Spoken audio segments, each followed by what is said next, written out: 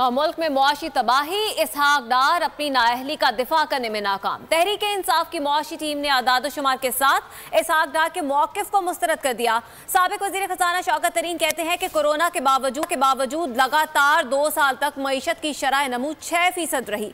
यह हमारी शानदार कारकर्दगी का सबूत है। इम्पोर्टेड हुकूमत की पॉलिसियों ने रिकॉर्ड महंगाई और बेरोजगारी के जरिए अवाम को तकलीफ में मुब्तला किया। पीडीएम की हुकूमत की नाकाम पॉलिसियों से 40-50 लाख अफराद के बेरोजगार होने का खतरा है। आई वुड से कि पीटीआई जो प्रेजेंटेशन थी वो सिलेक्टिव थी, मिस रिप्रेजेंटेटिव थी और इकोनॉमिक इंडिकेटर जो थे वो मिसलीडिंग थे। कंपैरिजन जो थे वो फैक्चुअली कई जगह भी इनकरेक्ट थे।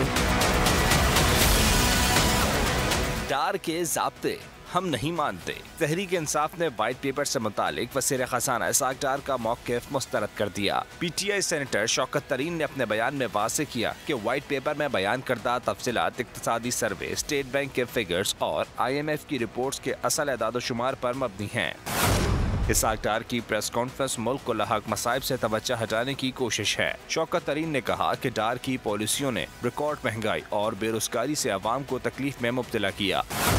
कोरोना वबा के बावजूद लगातार 2 सालों तक 6% नमू के साथ मईशत की तरक्की हमारी शानदार कारकर्दगी का सबूत है।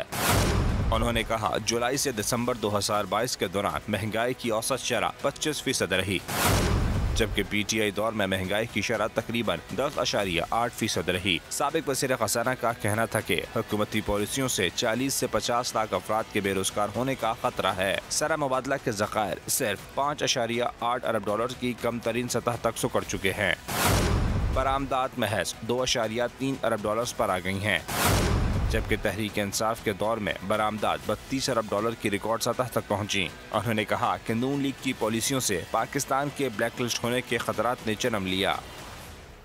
और इसी मामले पर बात करने के लिए हमें ज्वाइन किया है साबिक़ वज़ीर ख़ज़ाना शौकत तरीन